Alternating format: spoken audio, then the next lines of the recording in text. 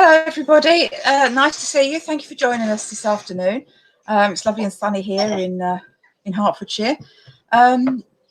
Today we're going to be making some bread rolls, some bread pudding and some gingerbread. So obviously we're basing everything on bread today. We're going to be using the oven, which has been alight for about an hour and a half to 2 hours just to get it up to temperature. It needs to be really hot to cook the bread.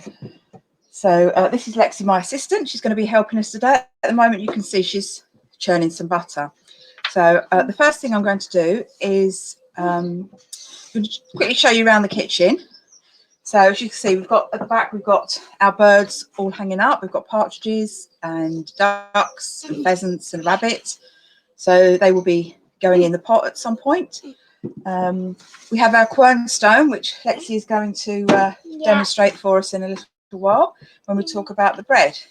So the first thing I'm going to do is clear the ash out the fire and put some bread in the oven. Now I've prepared this bread a little bit earlier. We've got some nice bread rolls there ready to go into the oven. So I'm going to just do this first. So just bear with me a moment while I empty the fire. So we light the fire actually in the oven.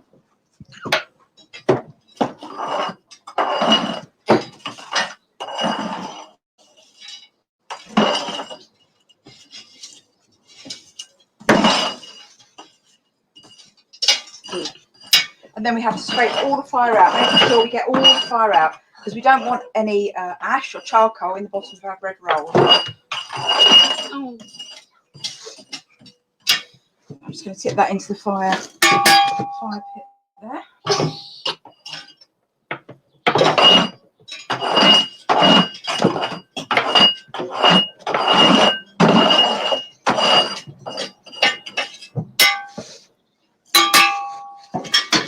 Okay, now to make sure we want the bottom of our oven clean, because we don't want to get, as I say, ash or any charcoal in our bread, I'm just going to wash the bottom of the oven round with a wet cloth.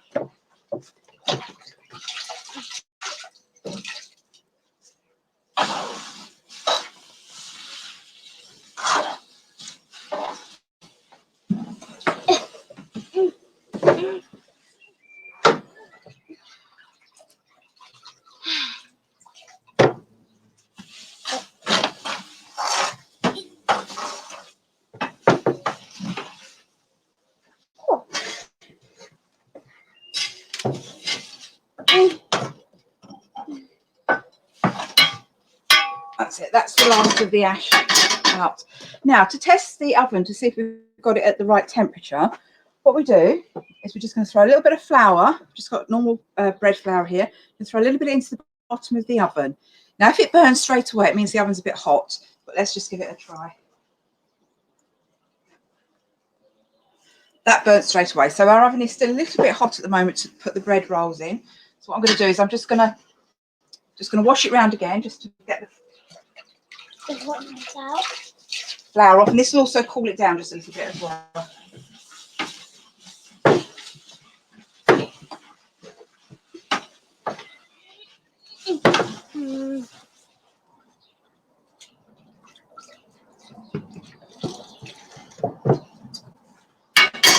Okay, right, I'm going to put the bread in anyway now. It probably means the bottom's going to get a little bit burnt, but it should be okay. I can explain about the burnt bottoms of the bread a little bit later. I'm just popping them all straight into the oven on the bottom. You can probably get all 8 of these in today.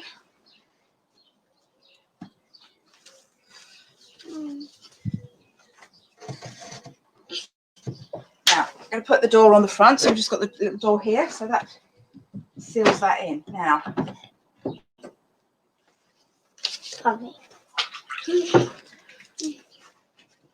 normally on the top of the oven, I would put this lid, which is just the top of a cauldron lid. But today, because we're making gingerbread and I need honey that is runny, I'm going to pop the honey on the top to make that melt and make that nice and runny. So that's just going to heat up a little bit. So let's just get rid of this board for now. We don't need that. Okay, so right, we've got our bread in the oven. The next thing we're going to do is make our bread pudding. So with some stale bread, we just have the cube bread there, please. This? That one, yep. No. Oh, I got it. Right, so we've just got some stale bread. You can hear it's quite dry at the moment. So what we're going to do, add to that, is about a glass of red wine. So I'm just going to pour that over the top. And that needs to soak into all of the bread. Oh, I love Lexi, could you just get me the big spoon out of the box over there, please? that one. The big wooden spoon, yes, please. I'm just going to pour that all on. This one? This is a very, very rich, the big one. There's a big one in there, please.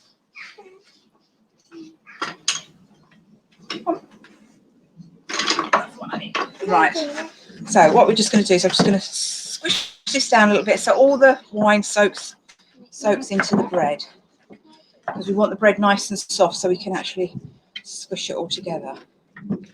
Okay, now the next thing we're going to do is take our little bowl again, and Lex is going to whisk up a couple of eggs for me. Can you crack those in there for me, please? Oh, okay, I'm splitting out. I'm just going to add a little bit of water to this because there's not quite. That's it. Thank you. Throw that in the fire.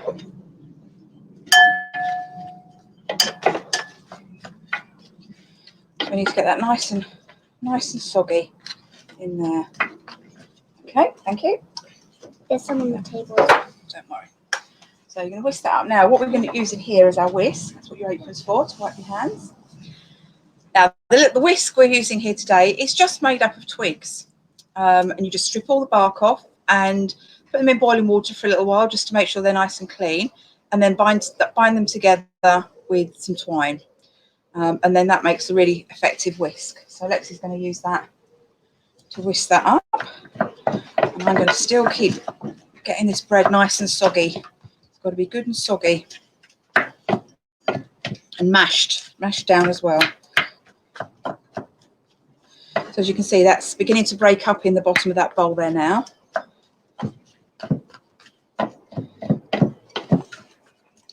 Now to this, which is pretty much there, I think, now. I don't think this is ready. You give that a good whisk for me, Lexi. Now, to our basic bread mixture, we're going to add some honey. No sugar, so everything was sweetened with honey. So let's just pour that in. Honey. Love honey, yes. Can I lick it out? It's done. Let's just put that out of the way. So I'm just going to start mixing that into the bread. Give us a nice sweet with the wine. It's a very, very rich bread pudding, this one. So, okay, that's lovely, Lexi. That's ready to go now. So let's just mix all this in. That's getting nice and stodgy now. Do the next bit. Now this will go in the oven. When I put the rolls in the oven already. They'll take about 10 minutes. And then when they come out of the oven, I'll put the bread pudding in. Now, what is my favourite thing to cook? Oh goodness, that's a difficult one. I do love cooking the bread. I do love using the oven to cook bread, pies, anything in the oven. Right, we've got that nice mixture now. Now to that we're going to add some spices. So I'm going to ask Lexi just to pass me some spices. What one do you want? So we need cinnamon, please. Can I have my little spoon as well, please? So here, spices were always kept in a box under lock and key because they're very, very precious. Now, I'm just going to sprinkle over a couple of little spoonfuls of cinnamon. What one do you need next? Next, we need ginger, please. Ginger? Okay, thank you. So again, spoonful of ginger in there. And some cloves. Can you find cloves? That's the one. Now this is, they're whole. Have we got any ground cloves? No. Okay. Okay. We're going to put some nutmeg in. I haven't got any ground cloves. I've only got whole cloves. So let's just put a little bit of nutmeg in as well. I don't know. There we go. Right, that's it. Thank you, Lexi. And can you put my spoon away? Yeah. My special measuring spoon. So now I'm going to mix all this in as well.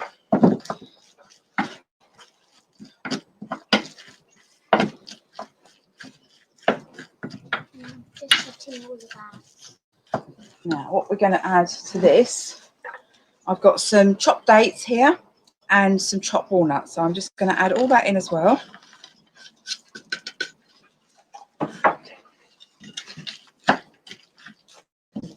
There we go. Right. I'm just going to leave that for a moment. I'm just going to check the rolls and see how we're doing with the rolls.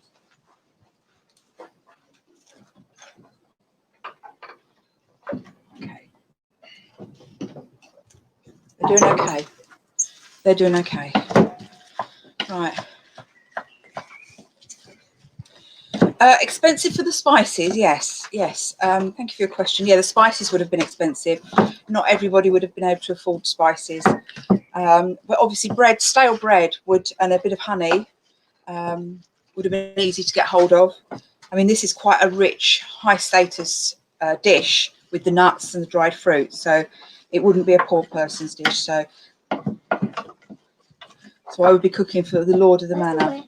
Right, that's everything in there. Now the only thing we've got to add is the eggs. Can you carry on with the butter, please? That's a bit stiff. It's getting a bit stiff. So okay, well I'll do that in just a second. Right, so just putting 2 eggs in there now, and that will help bind it all together. Just away for a minute. So now we're going to right.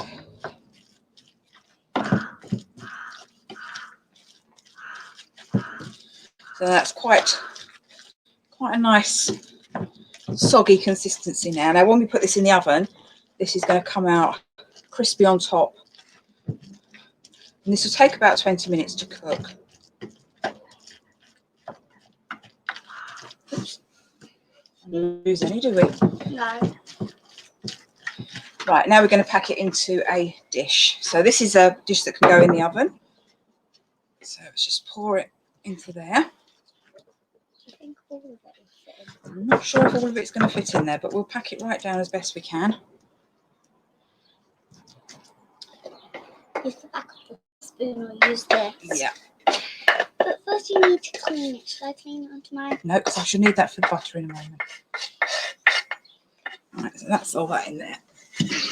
Now it's quite a wet mixture, as you can see, but as that goes in the oven, because it's going to cook for quite a long time, it'll just all set and all the flavours will soak into the bread.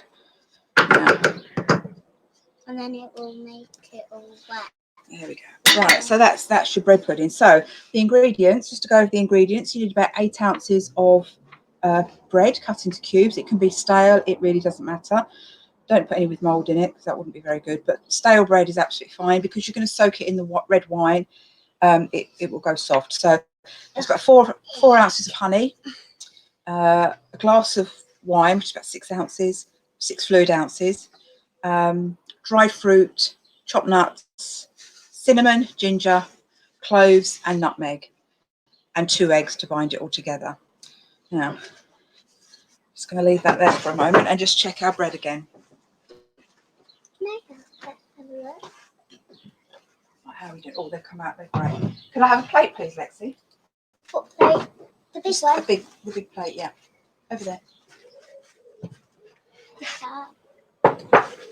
No. Lovely, thank you. Right, if you can come and stand here and hold this, and I'll get the bread out of the oven. No, don't eat your stool. Just hold that there for me. I'm just going to get bread rolls out the oven. Some of them are stuck together, yeah. Try not to get me either.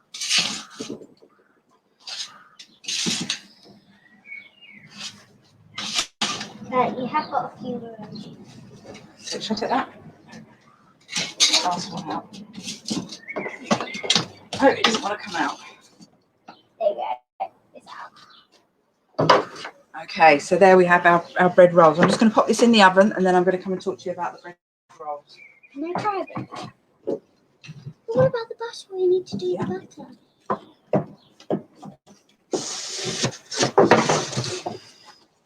Okay, so these have come out quite nice and brown. Now, some of them are a little bit burnt on the bottom. I don't know if you can see that. That's a little bit burnt on the bottom. It's very hot still. Now, what would happen? I mean, I've done rolls today, but if you had a loaf of bread, the bottom would be cut off and be used as your plate, as what's called a trencher. So, what we call trencher. So your food would be put on the crust, the bottom crust, and the upper crust would go to the Lord's table, which is where we get the phrase upper crust for the posh people. So that's your bread. Now, I'm just going to talk a little bit about the bread. Over here we've got our quern stone, and we're just going to talk to you a little bit about that. And Lexi's going to have a go at grinding some corn for us, some wheat. So here we've got the wheat as it's been processed from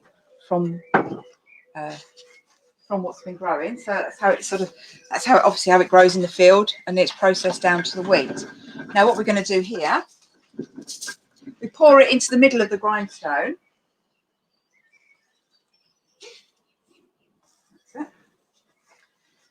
And then Lexi's going to grind it for us. So slow and steady.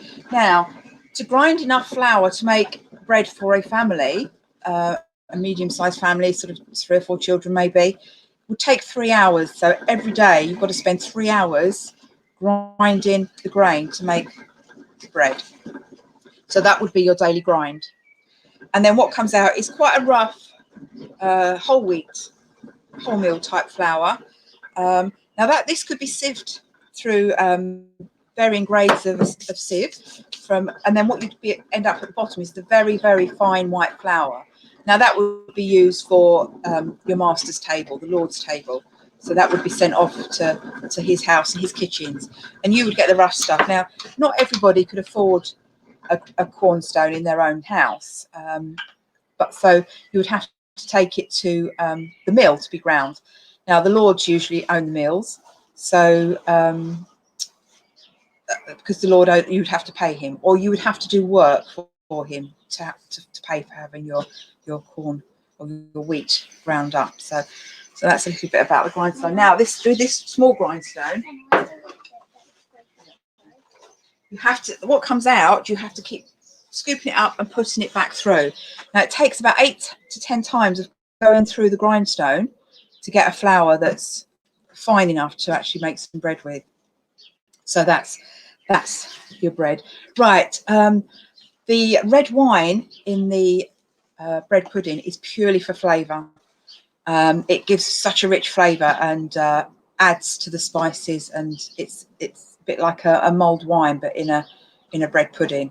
So, not necessarily a benefit, but certainly makes it more palatable, even more palatable than normal bread pudding.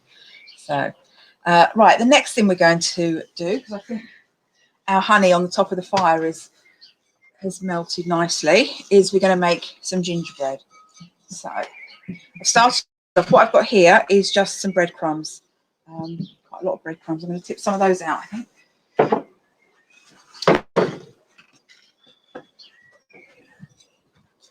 So we're going to start off with my breadcrumbs there, and let me just find my recipe so I don't forget anything. So we've got about 8 ounces of breadcrumb, and to that we're going to add 4 ounces of honey. Now I'm just going to get this off the top of the oven. That has melted lovely. So we just tip that in. Could you give me a big spoon, please, Lexi? Okay. You can just put the pan. Just pop the lid on there so we don't lose any heat.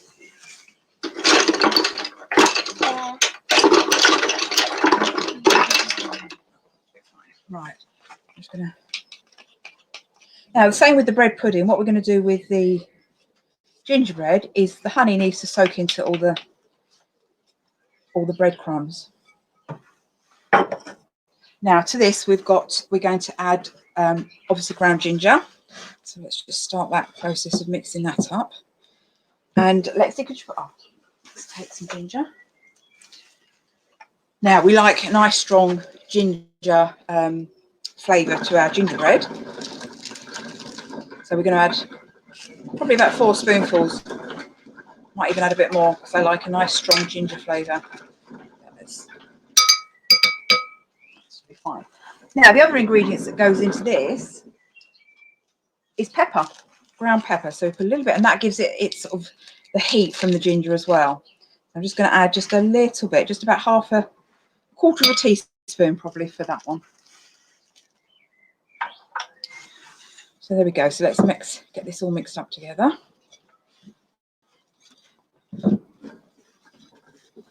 can see that honey and is just soaking lovely into the breadcrumbs. So I'm going to add a bit more breadcrumb. It's got to be quite stiff mixture, so I can roll it into balls.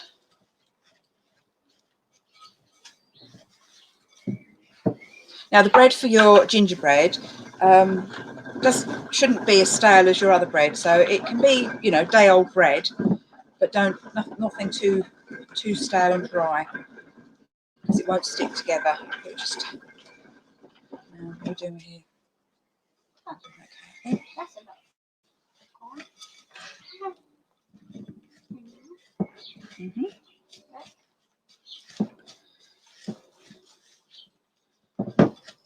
So now what we're going to do with this, just grab a plate.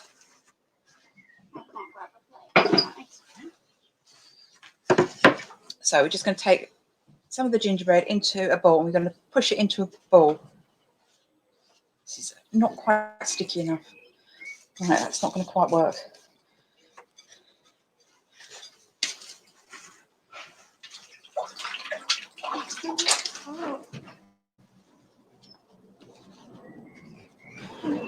That's not sticking together.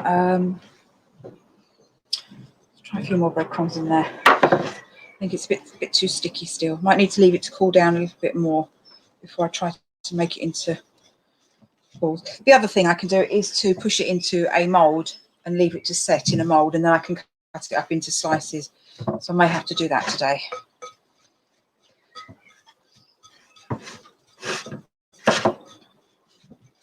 Right, I'm going to leave that there just for a few minutes while I finish churning the butter, because I need this to put in our bread. Now this is not far off now. So we've got, it's about the consistency of whipped cream at the moment. So I'll just go for a little bit long.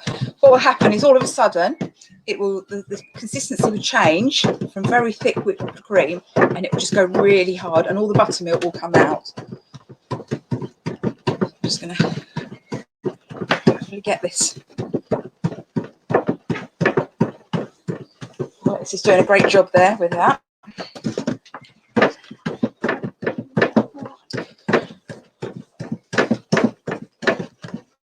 I'm just going to have a quick look at the bread pudding in the oven just to see how that's doing.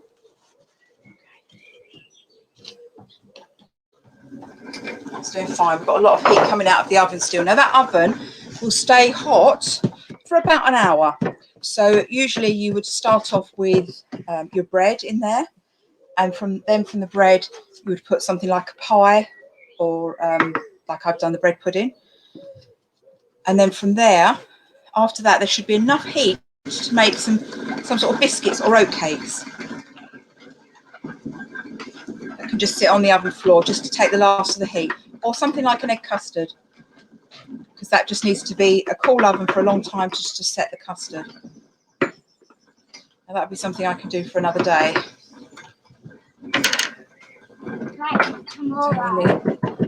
So I can keep this going just for a little bit longer.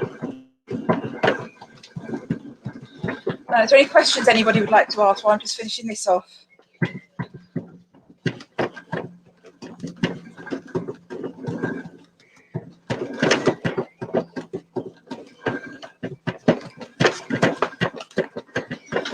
It's a time-consuming job, this. So if you think 3 hours to grind your corn each day, probably around about anything from sort of 40 to 50 minutes or to an hour to make your butter each day or every couple of days. I mean, butter churns would have been much bigger. This is a relatively small one. This is holding a pint of cream, and a pint of cream will make about half a pound of butter.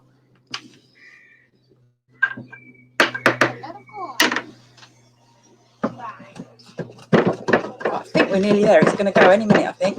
So please bear with me while I just finish this off.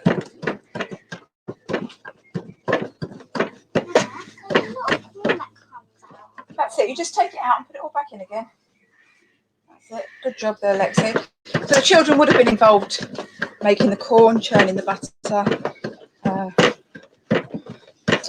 Cooking daily, it would be pretty much a full-time job.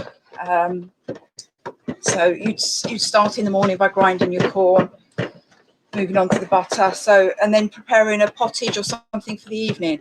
I mean, if you in the Lord's kitchen, then it would just be a full-time job. They have 2 main meals a day, the breakfast, and then you have an evening meal about 4 o'clock, dinner, at a banquet. If your master wanted a banquet, then it would be days preparing your food.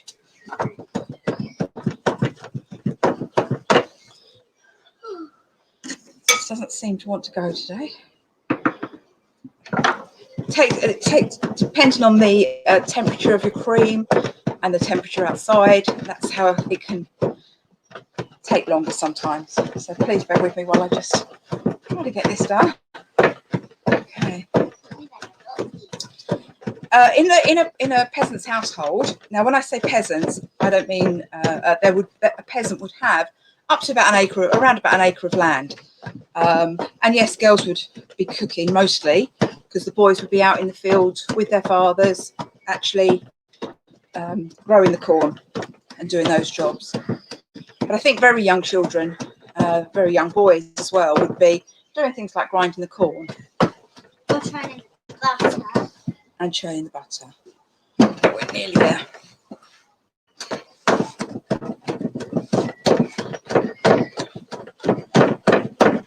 Oh! I filled it up. Right up to the top.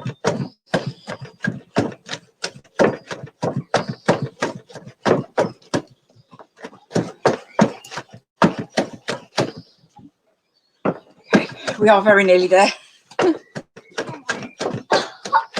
This is really cool. Okay. Now I need bowls.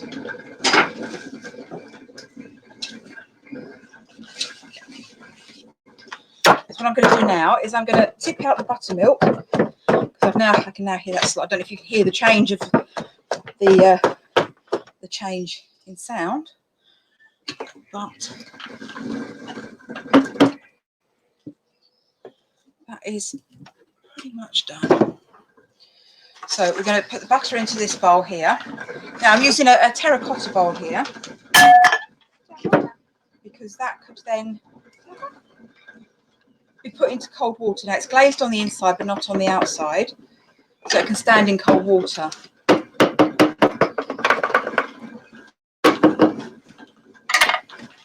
So let's just get all this down.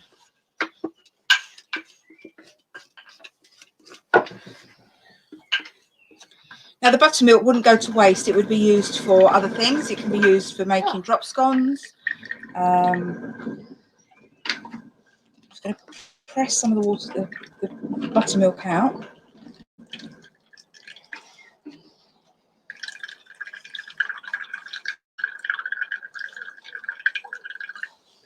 Rest of the butter I'm going to put in here. Now this is quite wet still, so I need to press some more of the buttermilk out of this.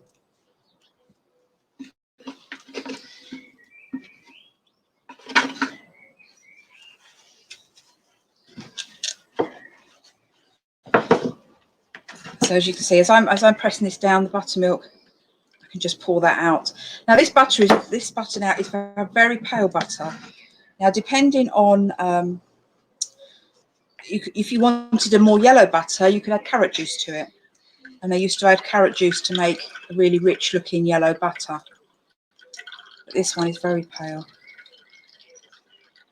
So it very much depends on the temperature of your cream when you put in. So a pint of cream will make half a pound of butter.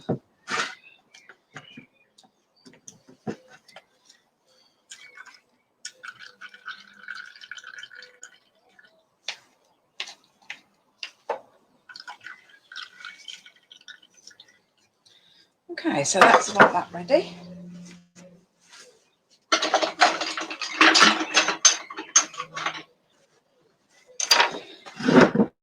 Get a bit more buttermilk out here.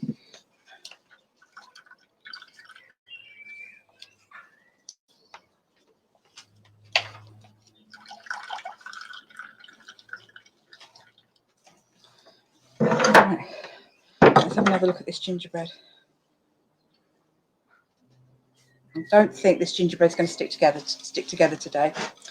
But what you normally do with the gingerbread is to roll it into little balls and then flatten it to make cakes. Gingerbread cakes. But I'm just going to put it into a bowl, into a mould, and then leave it to set. So there's what to set? The gingerbread. We need to get the gingerbread to set. You So I'm just going to tip it into this bowl here.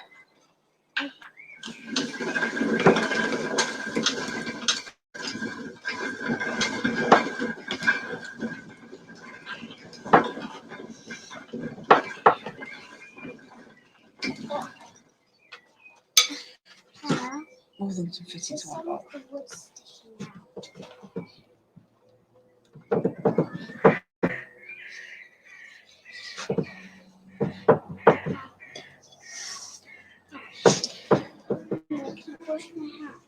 Yeah. Okay, let's just put that one under there. So there we go. So that would then be left to set in a cold place, and then you can cut it into slices. Unfortunately, it just decided not to work for me today. As I say, the buttermilk there, you would then keep that, use it for drop scones or in other recipes, which we'll be doing more recipes another day.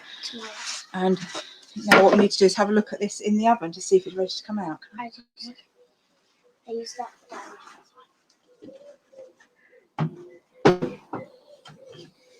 This needs to go in the wash.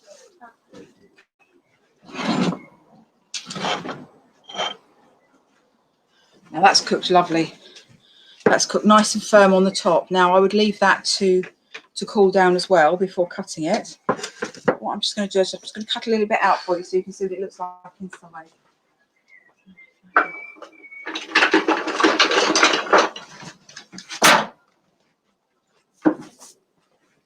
Can I just press that down? You can press that down.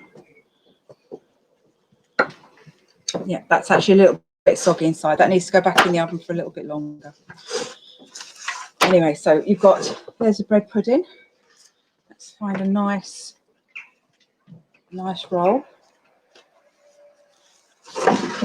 It's got a little bit more buttermilk in it. There is our gingerbread.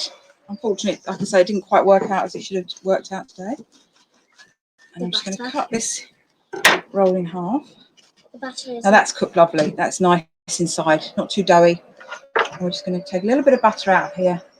It's a bit too melty. And just spread that onto our butter, onto our bread. Onto my bread? Onto your bread, yes, you can have the bread.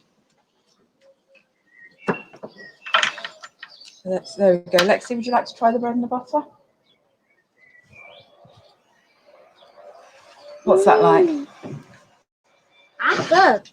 For most common recipes would have been a pottage. If you were poor, it would be whatever vegetables you could get hold of, mostly cabbage and things like that.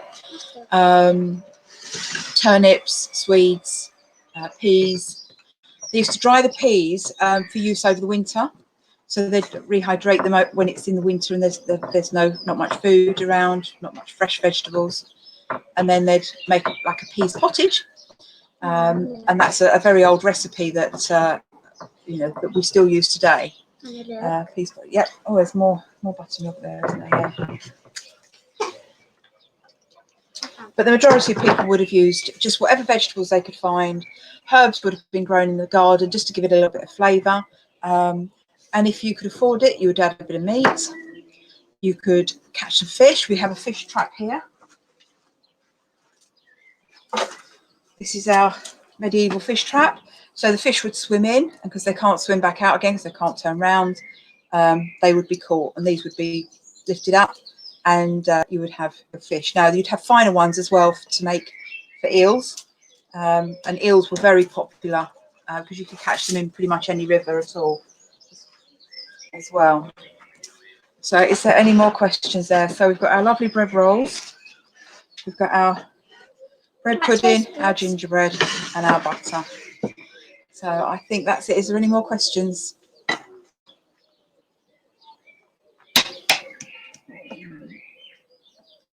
No? Okay, well, thank you everybody for joining us today. I hope you've enjoyed what we've made today. I'm sorry that the gingerbread didn't turn out quite as it should do, but I'll give it another go. And if you wanted to see more, have a look at Jane's Medieval Kitchen.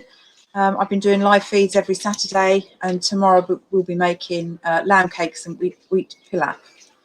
So if there's no more questions, I will say goodbye. Thank you for coming here today and to see what we're doing.